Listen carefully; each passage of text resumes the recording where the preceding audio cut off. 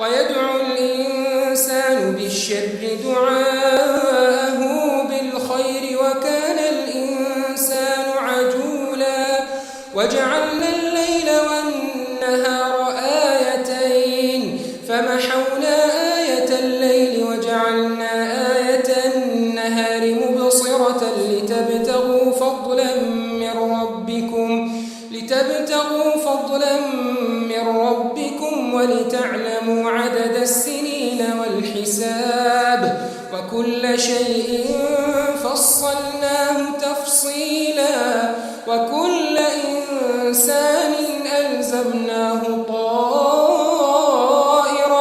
في عنقه ونخرج له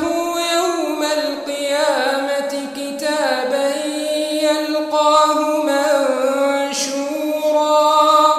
اقرأ كتابك كفى بنفسك اليوم عليك حسيبا من اهتدى فإنما يهتدي لنفسه ومن ضل فإنما يضل عليها ولا تزر وازرة وزر أخرى وما كنا معذبين حتى نبعث رسولا وإذا أردنا أن نهلك قرية أمرنا متر فيها ففسقوا فيها فحق عليها القول فدمرناها تدميرا وكم أهلكنا من القرون من بعد نوح وكفى بربك بذنوب عباده خبيرا بصيرا من كان يريد العاجلة عجلنا له فيها ما نشاء لمن نريد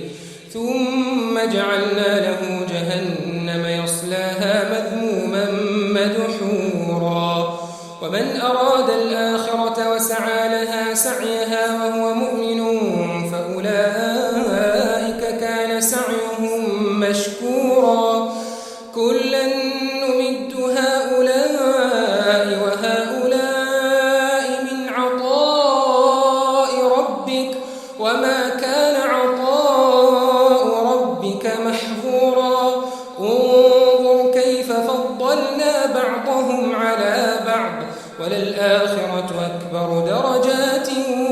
وأكبر تفضيلا لا تجعل مع الله إلها آخر فتقعد مذموما مخذولا